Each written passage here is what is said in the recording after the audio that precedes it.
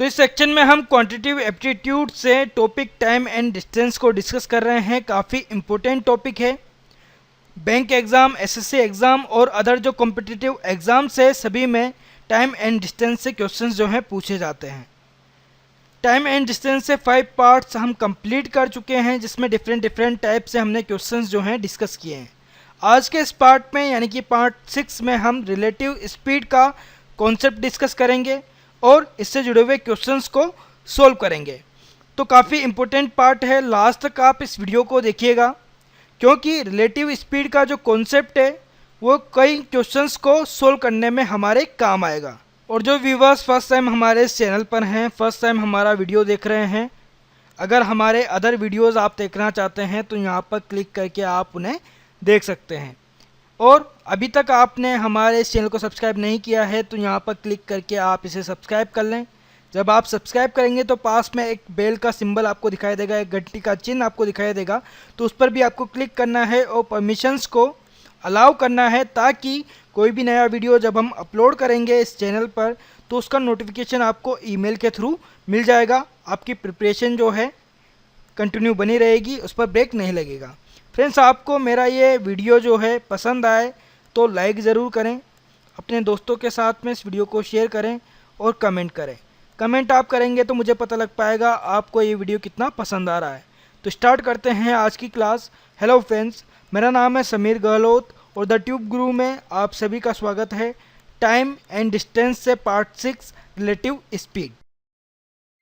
तो देखिए, समझते हैं रिलेटिव स्पीड है क्या। Relative speed is defined as speed of one body with respect to another body. तो रिलेटिव स्पीड, जिसे हिंदी में हम सापेक्ष गति कहते हैं, एक्चुअल में है क्या। जब भी हम किसी अदर बॉडी, यहाँ पर बॉडी वर्ड यूज़ हुआ है, जैसे हम ट्रेन मान सकते हैं, व्हीकल या फिर पर्सन, तो किसी भी एक ट्रेन की स्पीड जो है उसको अनदर ट्रेन की स्पीड से कंपेयर करते हुए या फिर जोड़कर हम देखें तो उसको हम रिलेटिव स्पीड कहेंगे। तो किसी ट्रेन को अनदर ट्रेन से कंपेयर करके देखें, जोड़कर देखें, किसी पर्सन की स्पीड को अनदर पर्सन की स्पीड से कंपेयर करके या फिर जोड़कर देखें तो वो रिलेटिव स्पीड होगी। तो कुछ केस ऐसे भी हो सकते हैं, ट्रेन की स्पीड को किसी पर्सन की स्पीड से कंपेयर करके देखा जा रहा है, ठीक है, तो ऐसे केसेस भी हो सकते हैं। तो बेसिकली रिलेटिव स्पीड का कॉन्सेप्ट क्या है ये मैं आपको बताना चाहूँगा। देखिए, मान लीजिए आप किसी ट्रेन में सफ़र कर रहे हैं, ट्रेन में बैठे हुए हैं, ये ए ट्रेन है और इस ट्रैक पर रन हो रही है, ठीक है, इस ट्रैक पर चल रही है। अब अदर ट्रेन जो है वो आपके साइड वाले ट्रैक पर चल रही है। आपकी जो ट्रेन है उसकी स्पीड है 120 किलोमीटर पर आवर और अदर जो ट्रेन है उसकी स्पीड भी है 120 किलोमीटर पर आवर, ठीक है, इसको हम बी नाम दे देते हैं। अब आप ए ट्रेन में बैठे हुए हैं और अगर आप बी ट्रेन को देखें तो आपको ऐसा लगेगा वो ट्रेन जो है रुकी हुई है, स्टेशनरी पोजीशन में है। ऐसा क्यों हो रहा है? क्योंकि दोनों ही जो ट्रेन है उनकी स्पीड जो है इक्वल है, 120 kilometre per our, 120 kilometre per our. तो आप इस ट्रेन में बैठे हुए हैं, दूसरी ट्रेन को देखेंगे तो आपको ऐसा लगेगा वो ट्रेन जो है रुकी हुई है। और इसी तरीके से आप अगर बी ट्रेन में बैठे हुए हैं, ए ट्रेन को देख रहे हैं, तो आपको ऐसा लगेगा उस ट्रेन की जो स्पीड है वो 0 है, वो रुकी हुई है। लेकिन एक्चुअल में स्पीड जो है वो कितनी है? 120 किलोमीटर पर आवर। बट आपको लग क्या रहा है कि ट्रेन जो है 0 की स्पीड में है। यही कॉन्सेप्ट है रिलेटिव स्पीड का। और इस रिलेटिव स्पीड में हमें 2 केस देखने को मिलते हैं। तो पहले तो केस 1 हम डिस्कस कर लेते हैं। तो जब भी कोई 2 बॉडीज़ हैं जो अपोजिट डायरेक्शन में ट्रेवल कर रही हैं, जैसे मान लीजिए ट्रेन्स की हम बात करें तो ट्रेन ए राइट हैंड साइड पर इस डायरेक्शन में मूव कर रही है, इस डायरेक्शन में ट्रेवल कर रही है, और बी ट्रेन जो है वो लेफ्ट हैंड साइड की तरफ ट्रेवल कर रही है। यानी कि हम कह सकते हैं ए जो है वो बी की तरफ जा रही है और बी जो ट्रेन है वो ए की तरफ आ रही है। दोनों की डायरेक्शन जो है अपोजिट है। तो इस केस में रिलेटिव स्पीड अगर हम फाइंड आउट करेंगे तो रिलेटिव स्पीड क्या हो जाएगी? भाई ए जो है उसकी स्पीड हम मान लेते हैं S1 किलोमीटर पर आवर, ठीक है, S1 किलोमीटर पर आवर की स्पीड से ट्रेवल कर रही है, और बी जो ट्रेन है वो S2 किलोमीटर पर आवर की स्पीड से ट्रेवल कर रही है। तो रिलेटिव स्पीड क्या हो जाएगी, S1 प्लस S2। तो सीधा सा मतलब ये है कि अपोजिट डायरेक्शन में अगर ट्रेन्स ट्रेवल कर रही हैं तो रिलेटिव स्पीड जो है उनका सम हो जाएगी, ठीक है, उनकी स्पीड का सम हो जाएगी। अब केस सेकंड की बात करते हैं। केस सेकंड में क्या, जब जो दोनों बॉडीज़ हैं वो एक ही डायरेक्शन में ट्रेवल करें। ट्रेन्स की हम बात कर लेते हैं। मान लीजिए ट्रेन ए जो है इस डायरेक्शन में ट्रेवल कर रही है और ट्रेन बी भी इस डायरेक्शन में ट्रेवल कर रही है, दोनों एक ही डायरेक्शन में ट्रेवल कर रहे हैं। एक की स्पीड है S1 किलोमीटर पर आवर और बी ट्रेन की स्पीड है S2 किलोमीटर पर आवर। तो इस केस में रिलेटिव स्पीड अगर हमें फाइंड आउट करनी है तो रिलेटिव स्पीड जो है क्या हो जाएगी, S1 माइनस S2।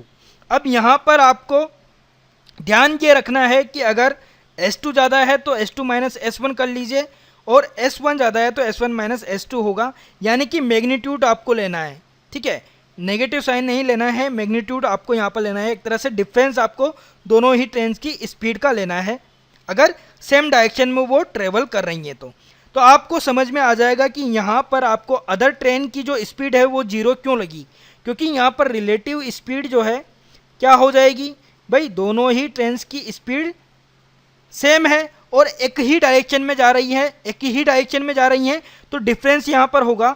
तो 120 माइनस 120 आप करेंगे तो 0 किलोमीटर पर आवर की स्पीड हो जाएगी, ठीक है। तो एक्चुअल में हम कह सकते हैं कि ट्रेन रुकी हुई है।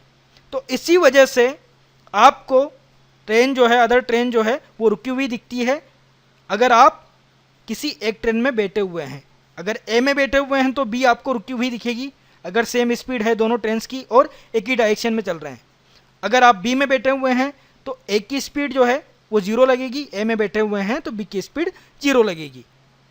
तो ये था रिलेटिव स्पीड का कॉन्सेप्ट। आई होप आपको समझ में आया होगा और दोनों ही केस हमने डिस्कस किए। तो फर्स्ट केस इजीली आपको ध्यान में रहेगा, अपोजिट डायरेक्शन में दो बॉडीज़ ट्रेवल कर रही हैं तो रिलेटिव स्पीड आपको फाइंड आउट करनी है, तो दोनों ही बॉडीज़ की जो स्पीड होगी उनका सम आप फाइंड आउट कर लीजिए।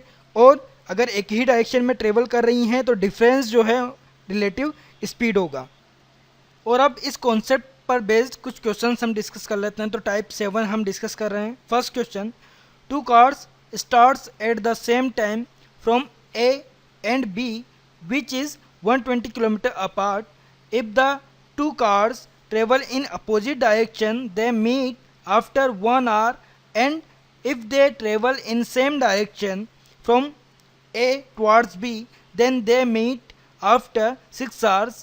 What is the speed of car starting from A?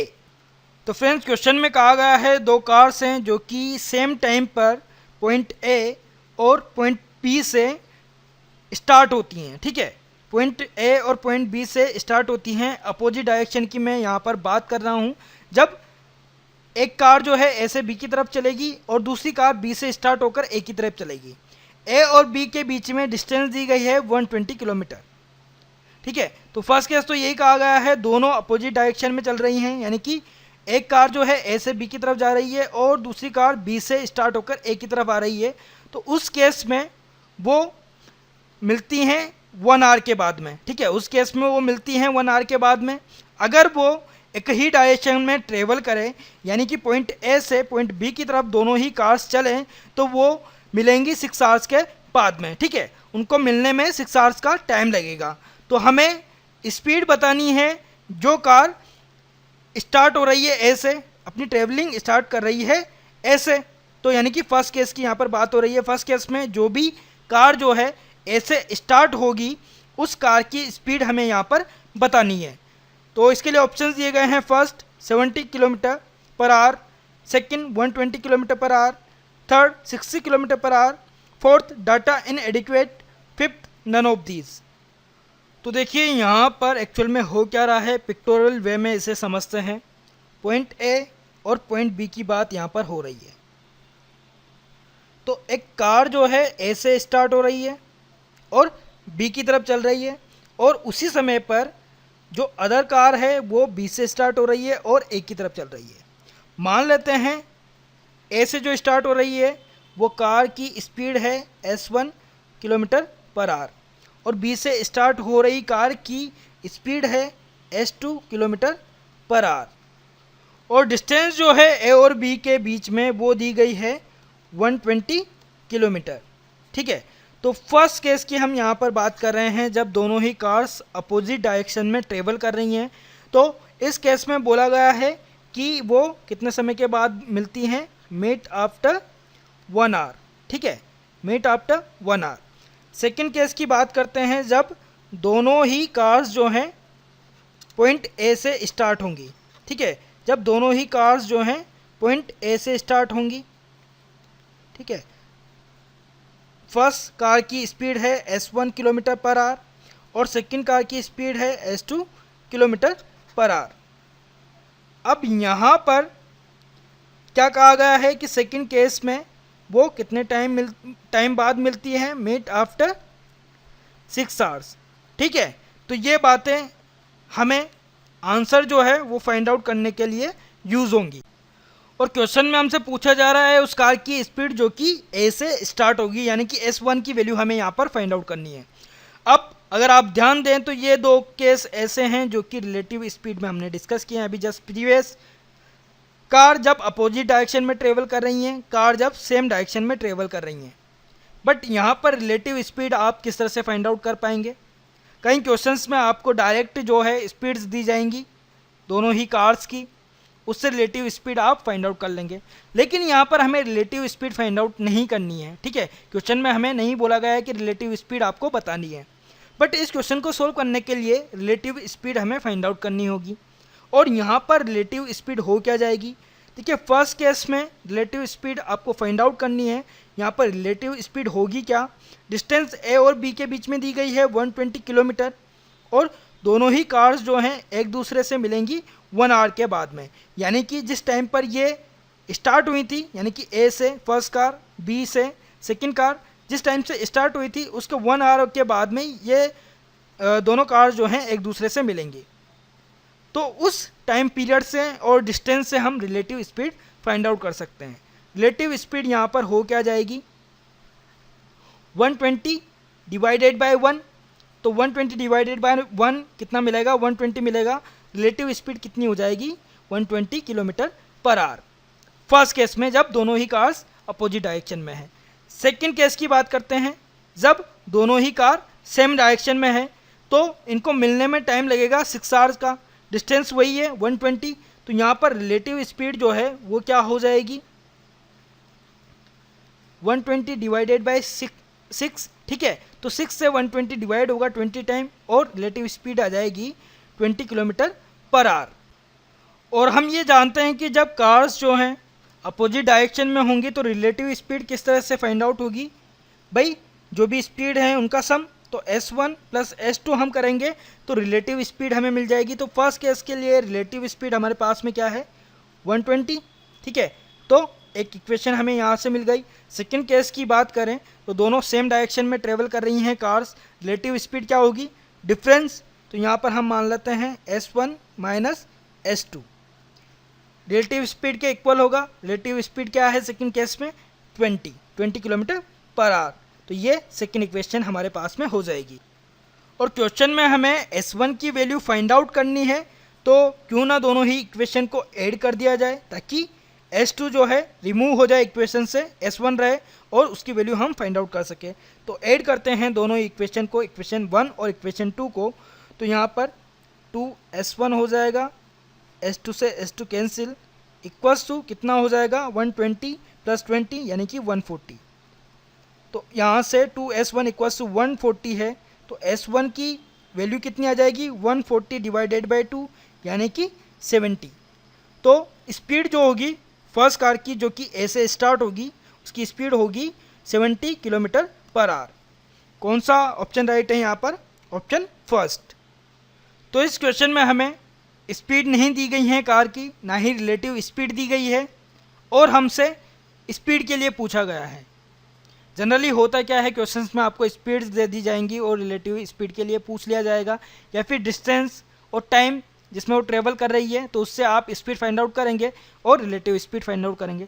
लेकिन यहाँ पर रिलेटिव स्पीड हमें नहीं दी गई, स्पीड्स हमें नहीं दी गई, तो उसको फाइंड आउट करने का कॉन्सेप्ट कुछ ये रहेगा, जिसमें हमें जो डिस्टेंस है वो दी गई है और दोनों ही कार्स का मिलने का जो समय है वो समय दिया गया है।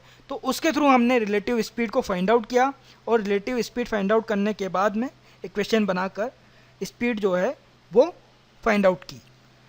आई होप फ्रेंड्स आपको मेरा ये वीडियो पसंद आ रहा होगा। अगर पसंद आ रहा है तो लाइक ज़रूर करें और अपने दोस्तों के साथ में इस वीडियो को शेयर करें। अब नेक्स्ट क्वेश्चन देखते हैं, question number 2। A and B started towards each other at the same time from places 140 km apart and met in 8 hours. If A's rate was 6 kilometers an hour, what was B's? तो ए और B ने एक दूसरे की तरफ चलना शुरू किया एक फिक्स टाइम पर। उनके बीच में डिस्टेंस थी 114 किलोमीटर। 8 आवर्स के बाद में वो एक दूसरे से मिले, ठीक है। जिस टाइम पर उन्होंने स्टार्टिंग की एक दूसरे की तरफ चलना, तो 8 आवर्स के बाद में वो एक दूसरे से मिले। ए की जो स्पीड थी वो थी 6 किलोमीटर पर आवर और बी की स्पीड हमसे पूछी गई है। इसके लिए ऑप्शन दिए गए हैं, first 14.25 kilometre per hour, second 7 kilometre per hour, third 7 with 1/8 kilometre per hour, fourth 8 with 1/2 kilometre per our, fifth 8 with 1/4 kilometre per our. तो सोल्व करते हैं इस क्वेश्चन को। 2 पर्सन्स हैं ए और बी। ए जो है बी की तरफ चल रहा है और बी जो है ए की तरफ चल रहा है। ए की स्पीड दी गई है 6 किलोमीटर पर आवर, बी की स्पीड नहीं दी गई है, हम मान लेते हैं x kilometre per our speed है बी की। इन दोनों के बीच की डिस्टेंस दी गई है 114 किलोमीटर और कहा गया है 8 आवर्स के बाद में वो मिलते हैं। तो रिलेटिव स्पीड हम यहाँ पर फाइंड आउट कर सकते हैं, जैसा हमने प्रीवियस क्वेश्चन में डिस्कस किया। तो रिलेटिव स्पीड हो कितनी जाएगी, 114 डिवाइडेड बाय 8 और 114 8 से डिवाइड होगा 14.25, ठीक है। 14.25 किलोमीटर पर आवर स्पीड आ जाएगी रिलेटिव स्पीड इस केस में। अब रिलेटिव स्पीड होती क्या है, जब दो बॉडीज अपोजिट डायरेक्शन में हो तो उनकी स्पीड का सम। तो यहाँ पर सम क्या हो जाएगा, 6 + x जो कि इक्वल होगा किसके, 14.25 के। तो यहाँ से x की वैल्यू हमें मिल जाएगी। x की वैल्यू क्या होगी, 14.25 माइनस 6। अब 14.25 में से हम 6 माइनस करेंगे तो वैल्यू हमारे पास में क्या आ जाएगी, 8.25 किलोमीटर पर आवर। और फ्रैक्शन में अगर हम इसे लिखें तो क्या हो जाएगा, 8 विद 1/4 किलोमीटर पर आवर। तो कौन सा ऑप्शन राइट होगा यहाँ पर, ऑप्शन 5th। तो फ्रेंड्स क्वेश्चन जो हैं काफ़ी इजी हैं, इजीली आप इनको सोल्व कर सकते हैं। बस रिलेटिव स्पीड का कॉन्सेप्ट आपको पता होना चाहिए, वो नहीं पता होगा तो थोड़ी सी दिक्कत आपको आ सकती है। फ्रेंड्स आपको मेरा ये वीडियो अच्छा लगा तो लाइक करें और जिन व्यूवर्स ने अभी तक हमारे चैनल को सब्सक्राइब नहीं किया है वो यहाँ पर क्लिक करके इसे सब्सक्राइब करें। और सब्सक्राइब आप करेंगे तो पास में बेल का सिंबल आपको दिखाई देगा, तो उस पर भी आपको क्लिक करना है ताकि कोई भी नया वीडियो जब हम अपलोड करें इस चैनल पर तो उसका नोटिफिकेशन आपको ईमेल के थ्रू मिल जाए।